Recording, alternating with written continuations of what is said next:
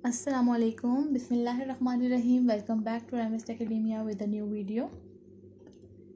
Please like and subscribe and click the bell icon to notify you every time I have a new video. Let's start with today's topic. And your host is Ms. Iqra Akram Khan. Today's our topic is meiosis. In the last video we discussed about the mitosis, and in this video we will discuss about the meiosis and its phases. So let's start with definition of meiosis. Meiosis is the process by which one diploid eukaryotic cell divides to generate 4 haploid daughter cells. तो हम last video में discuss कर रहे थे about mitosis कि mitosis क्या होता है, किस तरीके से सेल्स बनते हैं और क्या उसका सारा प्रोसेस, उसमें कौन सी फेजेज आ जाती हैं और हर फेज का क्या फंक्शन है विद डायग्राम। ठीक है, तो इस फेज में हम देखेंगे अबाउट मेयोसिस कि मेयोसिस क्या होता है। मेयोसिस एक वो प्रोसेस होता है जिसमें एक डिप्लॉयड यूकैरियोटिक सेल मतलब कि जिसके पास ट्रू न्यूक्लियस होता है विद इन द सेल, वो इस एबल होता है कि वो डिवाइड हो और जनरेट करे 4 हैप्लॉइड डॉटर सेल्स। जैसे कि आपको डायग्राम में नज़र आ रहा है कि आपके पास पेरेंट सेल है, उस पेरेंट सेल के दरमियान में होता है न्यूक्लियस। ठीक है, क्योंकि इसके पास न्यूक्लियस था तो हमने इसको कह दिया यूकैरियोटिक सेल। अब ये पेरेंट सेल जो है, इसका जो डीएनए जो न्यूक्लियस में प्रेजेंट है वो रेप्लिकेट करेगा। रेप्लिकेट मतलब डबल हो जाएगा और वो बनाएगा 2 डॉटर सेल्स। फिर उन दोनों डॉटर सेल में से हर सेल जो है वो आगे 2 बनाएगा, तो ये हो गए 4 सेल। तो पेरेंट सेल मतलब कि 1 डिप्लॉयड सेल से 4 जो हैप्लॉयड सेल्स बने, इस सारे प्रोसेस को, जिन जिन प्रोसेस से गुजरा इस सारे बनने के अंदर, उसको हम कहते हैं मेयोसिस। और इसके अंदर हम सारी फेजेस जो पढ़ेंगे उसे एक एक करके हम आगे डिस्कस करते हैं। तो मीनिंग ऑफ वर्ड मेयोसिस क्या है? The word meiosis come from Greek word meion. Meion का मतलब होता है टू मेक स्मॉलर। स्मॉलर मतलब कि चीज़ को छोटा करना। ठीक है, किस तरह से एक पेरेंट सेल एक बड़ी चीज़ में छोटे सेल्स को आगे डिवाइड हुए। ठीक है, तो डिस्कवरी ऑफ मेयोसिस जो था वो डिस्क्राइब किया था, फर्स्ट टाइम डिस्कवर्ड किया था जिसने इसको, वो था एक जर्मन बायोलॉजिस्ट ऑस्कर हर्टविग। कब किया था उसने? 1876 में। तो boys and girls and all students, तो आपको ये पता होना चाहिए कि आप लोगों को जो क्वेश्चन है आप लोगों ने रट्टा बेस पे नहीं याद करने, आप लोगों ने सारे इसमें अपने कॉन्सेप्ट्स को क्लियर करना है। ठीक है, तो आप में इसके अंदर हेडिंग्स बनाने का ये मकसद है, आपको लॉन्ग क्वेश्चन में भी आ सकता है और शॉर्ट्स में भी आ सकता है। ठीक है, तो हम आगे इसको देखते हैं कि मेयोसिस के ओवरऑल हमने क्या सम पढ़ा है। Meiosis a special type of cell division in sexually reproducing organisms. ठीक है, sexually reproducing organism use to produce gamete such as sperm और एग सेल्स। इसका मतलब ये है कि मेयोसिस के अंदर सेक्सुअली रिप्रोड्यूसिंग ऑर्गेनिज्म यानी कि 2 पेरेंट्स इन्वॉल्व होंगे, मेल और फीमेल। ठीक है, जैसे कि माइटोसिस में एक ही पेरेंट इन्वॉल्व था, उसे हम एसेक्सुअली देख रहे थे। ठीक है, तो इसमें क्या होगा? सेक्सुअली मतलब कि 2 पेरेंट्स इन्वॉल्व है, मेल और फीमेल। मेल की तरफ से स्पर्म आता है और फीमेल की तरफ से एग आते हैं।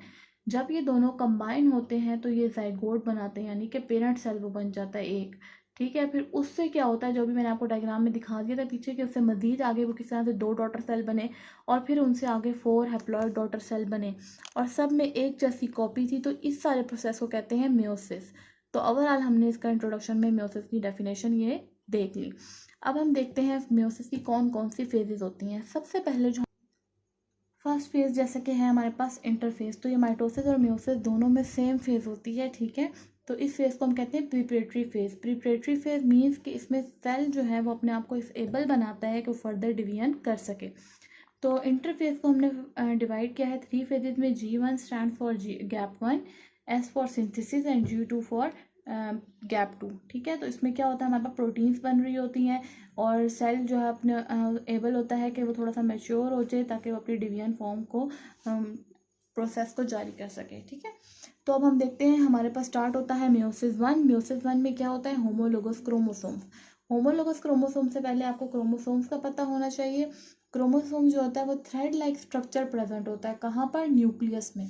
ठीक है, मैं आपको दिखाती हूँ आगे कि ये देखें, आपको सेल के अंदर न्यूक्लियस है मिड में, और न्यूक्लियस के अंदर जो थ्रेड लाइक आपको स्ट्रक्चर्स नजर आ रहे हैं उन्हें कहते हैं क्रोमोसोम। अगर ये एक जैसे क्रोमोसोम्स होते हैं तो इन्हें कहते हैं होमोलोगस क्रोमोसोम। ठीक है, ये डिप्लॉयड सेल में होते हैं और ये सेपरेट होकर 2 हैप्लॉइड डॉटर सेल्स जो उनसे मजीद बनाते हैं।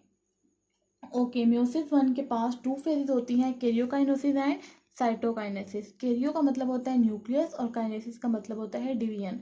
तो जो न्यूक्लियस की डिवीजन होती है हम उसे कहते हैं कैरियोकाइनेसिस, और जो साइटोप्लाज्म की डिवीजन होती है हम उसे कहते हैं साइटोकाइनेसिस। तो हम स्टार्ट करते हैं कैरियोकाइनेसिस से। कैरियोकाइनेसिस को मजीद फर्दर डिवाइड किया गया है 4 फेजेज में, prophase, metaphase, anaphase and telophase. ठीक है, ये सेम फेजेज हैं जैसे कि हमने माइटोसिस में पढ़ी थी, पर इनमें कुछ डिफरेंसेस और सिमिलरिटीज़ हैं, वो हम आप देखते हैं कौन कौन सी हैं। तो स्टार्ट करते हैं प्रोफेज 1 से। प्रोफेज 1 सबसे लॉन्गेस्ट फेज होती है मियोसिस की। ठीक है, तो अब कंडेंसेशन, इसके अंदर जो जो इवेंट्स आ रहे हैं उनको मैंने हेडिंग में आपको बकायदा शो करवा दिया है कि सबसे पहला जो होता है वो है कंडेंसेशन ऑफ क्रोमेटिन। क्रोमेटिन क्या है, मैंने अभी आपको पीछे बताया कि जो न्यूक्लियस के अंदर थ्रेड लाइक स्ट्रक्चर होता है उसे कहते हैं क्रोमोसोम, और जिसका जेनेटिक मटेरियल है वो है क्रोमेटिन। ठीक है, तो ये क्रोमेटिन जो है अपने आप को अरेंज करेगा, कंडेंस करेगा किस फॉर्म में, क्रोमोसोम्स की फॉर्म में। ठीक है, फिर ये क्रोमोसोम्स क्या होंगे, एक दूसरे के साथ पेयर्स बनाएंगे जिसे कहते हैं साइनेप्सिस। क्यों, हर पेयर जो होगा उसे कहते हैं बाइवेलेंट, और जब इनके पास 4 क्रोमेटिड्स होते हैं तो इन्हें कहते हैं टेट्राड, और जिस पॉइंट पे सब मैच हो रहे होते हैं उसे कहते हैं जियोस्मेटा फॉर्मेशंस। तो अब मैं आपको इसको डायग्राम में शो करवाती हूँ ये सब इवेंट्स कैसे हैं। ये देखें कि आप देखें आपके पास सबसे पहले डायग्राम में आपको नज़र आ रहा है सेल।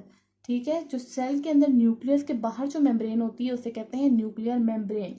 न्यूक्लियर मेम्ब्रेन के अंदर जो है वह यहाँ पर आपको क्रोमेटिन मटेरियल नज़र आ रहा है। ठीक है, मतलब थ्रेड लाइक स्ट्रक्चर, वो क्रोमेटिन मटेरियल कंडेंस हुआ किस फॉर्म में, क्रोमोसोम फॉर्म में। ठीक है, आप देखें ये जो कंडेंसेशन ऑफ क्रोमोसोम्स थे इनका हर पेयर जो होगा वो बाइवेलेंट होगा, और बाइवेलेंट पेयर के पास जो है 4 क्रोमेटिड्स होंगे जिसे कहते हैं टेट्राड, और जिस पॉइंट पे वो मैच हो रहे होते हैं उसे आपको फिगर में नज़र आ रहा है, देखें फोर्थ वाली डायग्राम में, उसे कहते हैं जियोस्मेटा। ठीक है, अब इसमें से डिसोल्यूशन ऑफ न्यूक्लियर मेम्ब्रेन, मतलब न्यूक्लियर मेम्ब्रेन डिसअपीयर हो जाएगी। वो कैसे होगी मैं आपको आगे बताती हूँ। कि आपको डायग्राम में देखें आपको नज़र आ रहा है कि सबसे पहले आपके पास क्रोमोसोम्स कैसे थे। अब क्रोमोसोम्स के ऊपर जो पेयर्स बने हुए हैं आपको बिल्कुल मेंशन है कि क्रोमेटिड्स कहाँ पर हैं, किस पॉइंट पे वो मैच हो रहे हैं, सेंट्रोमियर कहते हैं। जब ये 4 बन जाते हैं तो उन्हें टेट्राड कहते हैं, और जब ये अपना सेगमेंट एक्सचेंज करते हैं, मतलब ये कि क्रोमेटिड्स को एक्सचेंज कर लेते हैं अपने, कि फर्स्ट पेयर अपना रेड पार्ट को सेकंड के येलो से एक्सचेंज करवाएगा, वो अपना येलो वाला जो है वो फर्स्ट वाले के रेड को दे देगा। तो आपको डायग्राम में शो हो रहा है ना किस तरीके से उन्होंने अपने कलर्स को एक्सचेंज किया हुआ है, तो इसे कहते हैं क्रॉसिंग ओवर। अब क्रॉसिंग ओवर की क्या सिग्निफिकेंस है वो देख लेते हैं। क्रॉसिंग ओवर, अच्छा, the non sister chromatid of homologous chromosome exchange segment, जिन्होंने अपने सेगमेंट को एक्सचेंज किया, उस फिनोमिना को नाम दिया हमने क्रोमोसोम का। क्रोमोसोम का मतलब ये होता है कि जेनेटिक मटेरियल को रिकम्बाइन करें और उसका फर्दर उसको यूज़ कर सके। फिर हमारे पास आ जाता है न्यूक्लियर चेंजेस, जैसे मैंने आपको बताया था ना अभी पीछे कि ये लास्ट डायग्राम में डिसोल्यूशन ऑफ न्यूक्लियर मेम्ब्रेन, मतलब न्यूक्लियर मेम्ब्रेन ख़त्म हो जाएगी। तो यही बात हमने आगे डिस्कस की है कि न्यूक्लियोलाइड डिसअपियर हो जाएगा, न्यूक्लियर एनवेलप ख़त्म हो जाएगा, स्पिंडल फाइबर्स बनना शुरू हो जाएंगे, बिल्कुल थ्रेड लाइक होते हैं।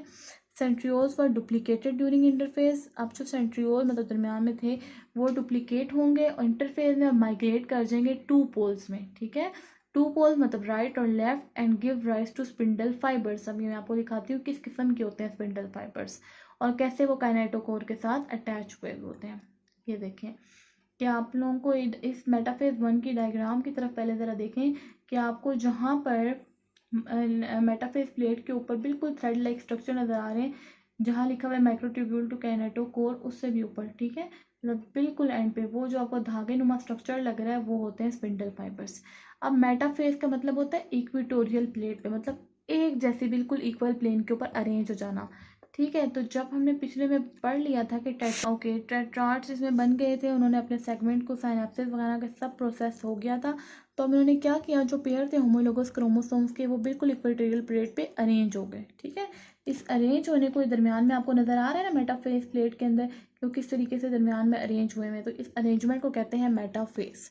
ठीक है, तो नेक्स्ट हमारे पास है एनाफेज। एनाफेज में क्या होता है कि जो काइनेटोकोर के स्पिंडल फाइबर्स हैं वो शॉर्ट हो जाते हैं। पिछले डायग्राम में आप देखें आपको नज़र आ रहा है ना काइनेटोकोर अटैच टू काइनेटोकोर वो थोड़े से लॉन्ग है, लेकिन अब यहाँ पर आप देखें आपको थोड़े छोटे नज़र आ रहे हैं। It result in pulling a part of chromosomes of each pair, मतलब ये कि आप क्रोमोसोम्स के होमोलोगस के 2 पेयर थे ना, तो देखें एक उस तरफ मूव कर गया और एक इस तरफ मूव कर गया, तो एक को फर्स्ट पोल कहते हैं और एक को सेकेंड पोल कहते हैं। ठीक है, मतलब ऑपोजिट पोल की तरफ चला गया। तो since 1 chromosomes is pull toward 1 pole and 2 haploid cells are formed, each chromosome still contain a pair, हर क्रोमोसोम जो कंटेन करता है पेयर ऑफ क्रोमोसोम्स, ठीक है। अब हमारे पास है टेलोफेज। क्रोमोसोम्स अपने अपने पोल्स पे पहुंच गए और हर पोल के पास हाफ नंबर ऑफ क्रोमोसोम्स भी हैं। अब इनके पास सिस्टर क्रोमेटिड्स भी हैं, स्पिंडल फाइबर भी खत्म हो गया, न्यूक्लियर एनवेलप भी खत्म हो गया। तो अब इन दोनों के पास क्या है कि एक एक उन्होंने हैप्लॉइड सेट बना लिया। अब जब उनके सेल्स बन गए हैं तो क्रोमोसोम दोबारा से क्रोमेटिन मटेरियल में आएगा। जैसे हमने प्रोफेज में पढ़ा था ना कि क्रोमेटिन जो था वो कंडेंस होकर क्रोमोसोम फॉर्म में चला गया था। इस फेज में क्या होगा, क्रोमोसोम वापस क्या बना लेगा, क्रोमेटिन्स को बना लेगा, ठीक है। तो इसके बाद क्या होगा कि अलग से दो सेल बन जाएंगे, फिर ये मजीद आगे 4 में डिवाइड हो जाएंगे, ठीक है। अब साइटोकाइनेसिस क्या होती है कि साइटोकाइनेसिस दोनों में होती है, साइटोप्लाज्म की डिवीजन प्लांट्स में भी और एनिमल में भी। एनिमल में क्या होता है, सेल मेम्ब्रेन को पिंच करके बनती है डिवीजन, और प्लांट में क्या होता है, सेल वॉल की फॉर्मेशन बनाती है और 2 हैप्लॉइड डॉटर सेल कंप्लीट हो जाते हैं। इंटरकाइनेसिस में क्या होता है, after meiosis 1 both haploid daughter cell enter a period of rest. जब ये देखें, अब यहाँ पर ये दो सेल्स बन के ना अलग अलग, तो ये रेस्ट की कंडीशन में चले जाते हैं और इसको कहते हैं interkinesis. There is no space, यहाँ पर कोई स्पेस नहीं होती, कोई डुप्लीकेशन नहीं होती क्रोमोसोम्स की, ठीक है। तो अब हम इसको ज़रा सम अप कर लेते हैं। सबसे पहले हमारे पास इंटरफेज थी, प्रिपरेटरी फेज, वहाँ पर हमारे पास बनी प्रोफेज। प्रोफेज में क्या हुआ, स्पिंडल फाइबर्स जैसे बने थे, मेटाफेज में वो अरेंज हुए, एनाफेज में अपने अपने पोल्स के पास चले गए, ठीक है। और फिर टेलोफेज में उन्होंने आगे 2 सेल्स बना ली, और अब आपको नज़र आ रहा होगा कैसे इंटरफेज फर्स्ट सेल से लास्ट में 4 सेल बन गए, ठीक है। तो इन सब को कहते हैं कि ये सारा ओवरऑल मेयोसिस का प्रोसेस है। अब हमने जितना पिछली वीडियो में देख लिया था माइटोसिस का, और अब आज जो देखा है मेयोसिस का, उसको ज़रा हम डिफ्रेंशिएट करके देख लेते हैं। माइटोसिस मैंने आपको बताया था एसेक्सुअल होता है प्रोसेस, और मेयोसिस जो है सेक्सुअल होता है। तो इसकी डेफिनेशन देखें, a process of sexual reproduction, cell divide होता है 2 में, ठीक है, और दोनों के पास इक्वल नंबर ऑफ क्रोमोसोम्स होते हैं, ठीक। जबकि हमने मेयोसिस में पढ़ा कि एक सेल डिवाइड होता है 4 हैप्लॉइड डॉटर सेल्स के अंदर, सही है, और सबके पास जो है वो हाफ नंबर ऑफ क्रोमोसोम्स होते हैं। माइटोसिस सब ऑर्गेनिज्म में हो सकती है, लेकिन मेयोसिस जो है सिर्फ रिप्रोडक्टिव सेल में हो सकती है, क्योंकि ये सेक्सुअली रिप्रोडक्टिव प्रोसेस है जिसमें 2 पेरेंट्स का होना ज़रूरी है। इसमें माइटोसिस में एसेक्सुअल रिप्रोडक्शन, एसेक्सुअल मतलब कि एक ही पेरेंट इन्वॉल्व होता है, सेक्सुअल मीन्स के 2 इन्वॉल्व होते हैं।